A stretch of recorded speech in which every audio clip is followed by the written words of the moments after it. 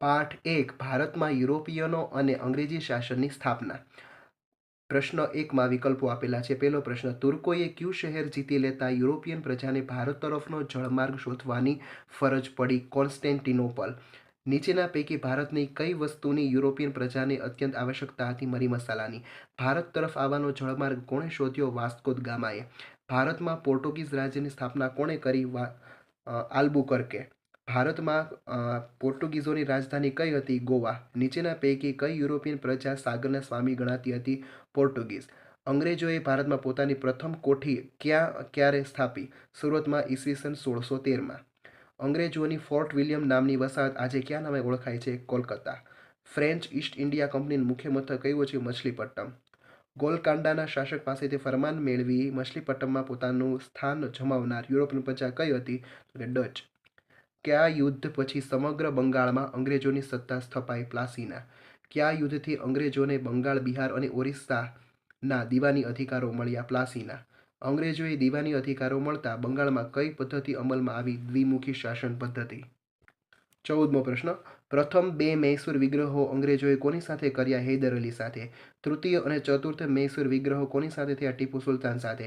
કયા મૈસૂર વિગ્રહમાં અંગ્રેજો સામેના યુદ્ધમાં ટીપુ સુલતાન વીરગતિ પામ્યો? ચતુર્થ. પેશવાનું મુખ્ય મથક કયું શહેર હતું? પુણેમાં. કયા ધારા અન્વયે ભારતમાં ગવર્નર જનરલની નિમણૂક કરવામાં આવી? નિયામક ધારા અન્વયે. કયા ધારા અન્વયે ભારતમાં સુપ્રીમ કોર્ટની સ્થાપના કરવામાં આવી? નિયામક ધારા અન્વયે. કયા ગવર્નર જનરલે ભારતમાં સનદી સેવાઓ શરૂ કરી? Lord Cornwallis. કયા ગવર્નર જનરલે સૌપ્રથમ વખત ભારતીયોને ન્યાયતંત્રમાં ઉચ્ચ હોદ્દા પર મૂકવાની શરૂઆત કરી? લોર્ડ વિલિયમ બેન્ટિંગે. પછી ખાલી જગ્યા આપેલી છે. પ્રાચીન કાળમાં કોન્સ્ટેન્ટિનોપલ ભારત અને યુરોપના વેપારના માધ્યમનું મુખ્ય મથક હતું. ઈસવીસન 1498માં વાસ્કો દ ગામાએ કાલિકટના રાજા સામુદ્રિક પાસેથી મરી મસાલાનો વેપાર કરવાની પરવાનગી મેળવી. ડેનિશ પ્રજા ડેનમાર્કની વતની હતી. ડેનિશ પ્રજાએ બંગાળમાં શ્રીરામપુરમાં કોઠી સ્થાપી. ઈસવીસન 1600માં ઇંગ્લેન્ડમાં ઈસ્ટ ઇન્ડિયા કંપનીની સ્થાપના કરવામાં આવી. અંગ્રેજોએ ઊભી કરેલી કિલ્લેબંધીવાળી ફોર્ટ વિલિયમ નામની નવી વસાહત આજે કોલકાતા તરીકે ઓળખાય છે. અંગ્રેજોએ ઈસવીસન 1651માં બંગાળમાં પોતાની પ્રથમ કોઠી સ્થાપી. ઈસવીસન 1757માં બંગાળના નવાબ સિરાજ ઉદ દૌલા અને અંગ્રેજો વચ્ચે પ્લાસીનું યુદ્ધ થયું. બંગાળના નવાબ ઉદ દૌલા મુખ્ય સેનાપતિ મીર જાફરના વિશ્વાસઘાતના કારણે પ્લાસીના યુદ્ધમાં નવાબની હાર થઈ. ઈસવીસન 1818 સુધીમાં સમગ્ર ભારત અંગ્રેજ શાસનમાં પરિવર્તિત થઈ ગયું. ઈસવીસન 1764માં બક્સરનું યુદ્ધ થયું. 12મો પ્રશ્ન, બક્સરના યુદ્ધ વખતે બંગાળનો નવાબ મીર કાસિમ હતો. ચતુર્થ મૈસૂર વિગ્રહમાં ટીપુ સુલતાન લડતા લડતા વીરગતિ પામ્યો. મરાઠાઓએ પેશવાએ પોતાના રાજ્યને 4 વિભાગમાં વહેંચ્યું. ચતુર્થ મૈસૂર વિગ્રહમાં વિજયી બનેલા અંગ્રેજોએ મૈસૂરનું રાજ્ય અગાઉના વાડીના રાજવંશને સોંપ્યું. મરાઠા અને અંગ્રેજો વચ્ચેના પ્રથમ યુદ્ધમાં બંને વચ્ચે સાલબાઈની સંધિ થઈ. ગવર્નર જનરલ કોર્નવોલિસે ઈસ્ટ ઇન્ડિયા કંપનીના કર્મચારીને વેપાર કરવા પર પ્રતિબંધ મૂકી ભ્રષ્ટાચાર વિરુદ્ધ નિયંત્રણો મૂક્યા. ગવર્નર જનરલ લોર્ડ કોર્નવોલિસ આધુનિક પોલીસ ખાતાની સ્થાપના કરી. ગવર્નર જનરલ વિલિયમ બેન્ટિંગના સમયમાં કલકત્તા, કોલકાતા, મદ્રાસ, ચેન્નઈ અને મુંબઈમાં હાઈકોર્ટની સ્થાપના કરવામાં આવી. ચાલો એના પછી ખરા ખોટા. આર્થિક સમૃદ્ધિને કારણે ભારત હંમેશા વિશ્વના આકર્ષણના કેન્દ્રમાં રહ્યું. સાચું. ઈસવીસન 1453માં યહૂદીઓએ કોન્સ્ટેન્ટિનોપલ જીતી લીધું. ખોટું. યુરોપના ફ્રાન્સ, પોર્ટુગલ, સ્પેન વગેરે રાષ્ટ્રોએ ભારત આવવાનો જળમાર્ગ શોધવા પ્રયાસો કર્યા. ખોટું. કાલિકટના રાજા ઝામોરીને પોર્ટુગીઝોને સૂતરા કાપડનો વેપાર કરવાની પરવાનગી આપી. ખોટું. વાઇસરોય અલ્મેડાએ ભારતમાં પોર્ટુગીઝ રાજ્યની સ્થાપના કરી. ખોટું. હોલેન્ડની ડેનિશ પ્રજાએ બંગાળમાં શ્રીરામપુરમાં કોઠી સ્થાપી. ખોટું. અંગ્રેજોએ ઈસવીસન 1651માં હુગલી નદીના કિનારે વેપારી મથક સ્થાપ્યું. સાચું. દક્ષિણ ભારતમાં એકાધિકાર સ્થાપવાના મુદ્દે ફ્રેન્ચોએ અંગ્રેજો સાથે કર્ણાટક વિગ્રહ કર્યા. સાચું. બંગાળના નવાબના વિશ્વાસુ માણેક ચંદે લાંચ લઈને કલકત્તા અંગ્રેજોને આપી દીધું. સાચું.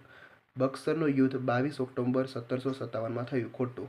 દ્વિતીય મૈસૂર વિગ્રહ સમયે ઈસવીસન 1782માં હૈદર અલીનું અવસાન થતાં બંને પક્ષ વચ્ચે સંધિ થઈ. સાચું.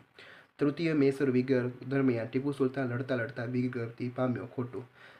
ઈસવીસન 1761માં પાણીપતમાં બીજા યુદ્ધમાં મરાઠાઓની હાર થઈ. ખોટું. તૃતીય અંગ્રેજ મરાઠા યુદ્ધમાં અંગ્રેજોની કારમી હાર થઈ. ખોટું. 15મું, ગવર્નર જનરલ લોર્ડ વિલિયમે મહેસૂલ તંત્ર અને ન્યાયતંત્રને અલગ કર્યા. ખોટું. ભારતમાં બ્રિટિશ શાસન વિશિષ્ટ ઔદ્યોગિક નીતિને કારણે અસ્તિત્વમાં આવ્યું હતું. ખોટું. બ્રિટિશ ન્યાય વિષયક વ્યવસ્થાનો મુખ્ય ઉદ્દેશ બ્રિટિશ સામ્રાજ્યવાદને મજબૂત બનાવવાનો હતો. ખોટું. એના પછી જોડકા. પાણીપતનું ત્રીજું યુદ્ધ મરાઠાઓની હાર થઈ. પેશવાનું મુખ્ય મથક પુણે. પ્રથમ અંગ્રેજ મરાઠા યુદ્ધ સાલબાઈની સંધિ અને દ્વિતીય અંગ્રેજ મરાઠા યુદ્ધ તો લોર્ડ વેલેસ્લી. ચાલો એના પછી બીજું જોડકું. આધુનિક પોલીસ ખાતાનો સ્થાપક તો કે લોર્ડ કોર્નવોલિસ. ન્યાયતંત્રની શરૂઆત કરનાર લોર્ડ વોરન હેસ્ટિંગ. ન્યાયતંત્રમાં ભારતીયોની ઉચ્ચ હોદ્દા પર નિમણૂક કરનાર તો કે લોર્ડ વિલિયમ બેન્ટિંગ. અને ભારતમાં ગવર્નર જનરલની નિમણૂક કોણે કરી? તો નિયામક ધારો. ચાલો એના પછી પ્રશ્ન 5. નીચેના પ્રશ્નના ઉત્તર 1-2 વાક્યોમાં આપો. ભારતમાં કયા કયા રાષ્ટ્રોએ ભારત તરફ આવવાનો જળમાર્ગ શોધવા કમર કસી હતી? યુરોપના પોર્ટુગલ, સ્પેન, હોલેન્ડ વગેરે રાષ્ટ્રોએ ભારત આવવાનો જળમાર્ગ શોધવા કમર કસી હતી. યુરોપની પ્રજાએ ભારતીય મરી મસાલાની ખૂબ આવશ્યકતા હતી. શાથી? યુરોપની પ્રજા મહદઅંશે માંસાહારી હોવાથી માંસ સાચવવા મરી મસાલાની ખૂબ આવશ્યકતા હતી. નવજાગૃતિ એટલે શું? ઈસુની 15મી સદીના યુરોપમાં થયેલ સામાજિક અને ધાર્મિક પરિવર્તનોને નવજાગૃતિ કહે છે. કાલિકટમાં પોર્ટુગીઝોને મરી મસાલાનો વેપાર કરવાની સંમતિ કોણે આપી? કાલિકટમાં પોર્ટુગીઝોને મરી મસાલાનો વેપાર કરવાની સંમતિ કાલિકટના રાજા ઝામોરીને આપી હતી. ભારતમાં પોર્ટુગીઝ રાજ્યની સ્થાપના કોણે કરી? ભારતમાં પોર્ટુગીઝ રાજ્યની સ્થાપના પોર્ટુગીઝ વાઇસરોય અલ્ફાડો ડી આલ્બુકર્કે કરી હતી. પોર્ટુગીઝોએ ભારતમાં કયા કયા સ્થળે પોતાના વેપારી મથકો સ્થાપ્યા? પોર્ટુગીઝોએ ભારતમાં કાલિકટ, કોચીન, કન્નૂર, ગોવા, વસઈ, દીવ, દમણ વગેરે સ્થળે કોઠીઓ સ્થાપી. બ્રિટિશ ઈસ્ટ ઇન્ડિયા કંપની ક્યાં, ક્યારે અને શા માટે સ્થપાઈ હતી? બ્રિટિશ ઈસ્ટ ઇન્ડિયા કંપની ઈસવીસન 1600માં ઇંગ્લેન્ડમાં પૂર્વના રાષ્ટ્રો સાથે એકાધિકાર વેપાર કરવા માટે સ્થપાઈ હતી. અંગ્રેજોએ બંગાળમાં સૌપ્રથમ વેપારી મથક ક્યારે ક્યાં સ્થાપ્યું? અંગ્રેજોએ બંગાળમાં ઈસવીસન 1651માં હુગલી નદીના કિનારે સૌપ્રથમ વેપારી મથક સ્થાપ્યું. અંગ્રેજોએ ક્યારે અને કયા ગામોની જમીનદારી મળી હતી? અંગ્રેજોને ઈસવીસન 1698માં સુતનતી, કાલીઘાટ અને ગોવિંદપુર આ 3 ગામોની જમીનદાર મળી હતી. ફ્રેન્ચ ઈસ્ટ ઇન્ડિયા કંપનીએ પોતાનું પ્રથમ વેપારી મથક ક્યારે ક્યાં સ્થાપ્યું? તેમનું મુખ્ય મથક કયું હતું? ફ્રેન્ચ ઈસ્ટ ઇન્ડિયા કંપનીએ પોતાનું પ્રથમ વેપારી મથક ઈસવીસન 1668માં સુરતમાં સ્થાપ્યું. તેમનું મુખ્ય મથક મછલીપટ્ટમ હતું. ભારતમાં ફ્રેન્ચોએ કયા કયા સ્થળે વેપારી મથકો સ્થાપ્યા? ભારતમાં ફ્રેન્ચોએ મદ્રાસ, સુરત, મછલીપટ્ટમ, પોંડિચેરી, કારીકલ વગેરે સ્થળે કોઠીઓ સ્થાપી. અંગ્રેજોએ બંગાળમાં પોતાની પ્રથમ કોઠી ક્યારે સ્થાપી? અંગ્રેજોએ બંગાળમાં પ્રથમ કોઠી ઈસવીસન 1651માં સ્થાપી. પ્લાસીનું યુદ્ધ ક્યારે, કોની વચ્ચે અને તેનું શું પરિણામ આવ્યું? પ્લાસીનું યુદ્ધ 1757માં અંગ્રેજો અને સિરાજ ઉદ દૌલા વચ્ચે થયું. તેમાં બંગાળનો નવાબ સિરાજ ઉદ દૌલાની હાર થઈ. બક્સરનું યુદ્ધ ક્યારે, કોની વચ્ચે થયું? તેનું શું પરિણામ આવ્યું? બક્સરનું યુદ્ધ 1764માં બંગાળના નવાબ મીર કાસિમ, અયોધ્યાના નવાબ અને મુઘલ બાદશાહ શાહ આલમની સંયુક્ત સેના અને અંગ્રેજોની સેના વચ્ચે થયું. તેમાં અંગ્રેજોની જીત થઈ. પરિણામે બંગાળ, બિહાર અને ઓડિશામાં જમીન મહેસૂલના અધિકારો મળ્યા. કયા યુદ્ધમાં પરિણામ સ્વરૂપ બંગાળમાં દ્વિમુખી શાસન પદ્ધતિ અમલમાં આવી? 1764ના બક્સરના યુદ્ધમાં પરિણામ સ્વરૂપ બંગાળમાં દ્વિમુખી શાસન પદ્ધતિ અમલમાં આવી.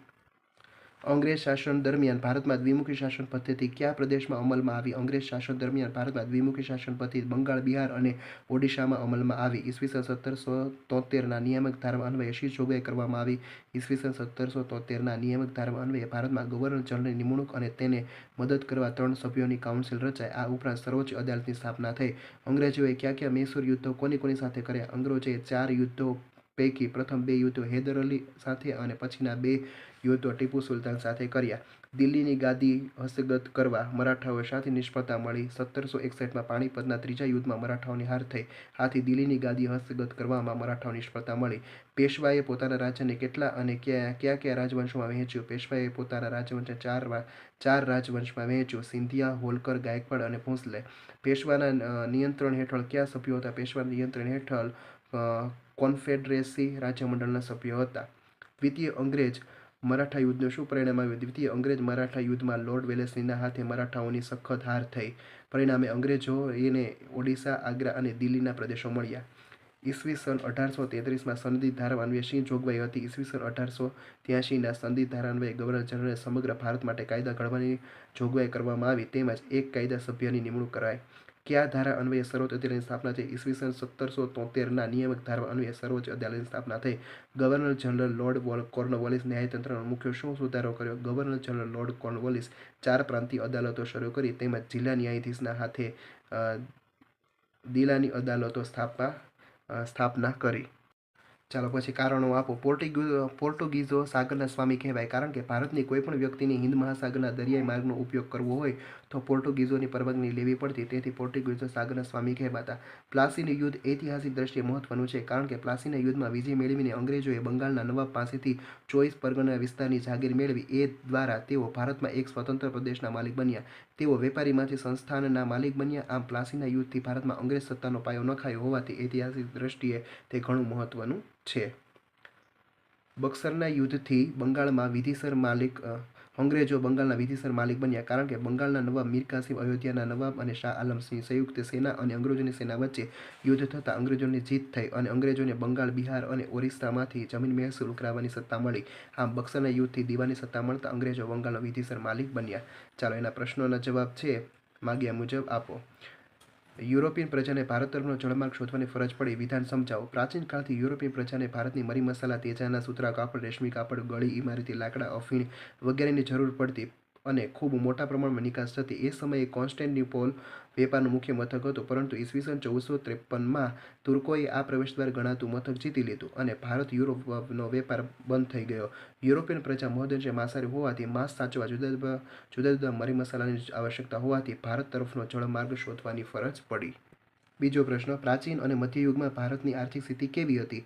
પ્રાચીન અને મધ્યયુગમાં ભારતની આર્થિક સ્થિતિ ખૂબ જ સમૃદ્ધ હતી કારણ કે એ સમયે ભારતમાં મરી મસાલા, તેજાના સુતરાઉ કાપડ, ગળી, ઇમારતી લાકડા વગેરેની યુરોપમાં ખૂબ જ માંગ હતી. યુરોપિયન પ્રજાને માંસ સાચવવા માટે મરી મસાલા તેમજ સુતરાઉ કાપડ ખૂબ ઊંચી કિંમતે વેચતા. આ બધી વસ્તુઓના વેચાણથી ભારતને ખૂબ જ ધન કમાતું હોવાથી આકર્ષણના કેન્દ્રમાં રહ્યું.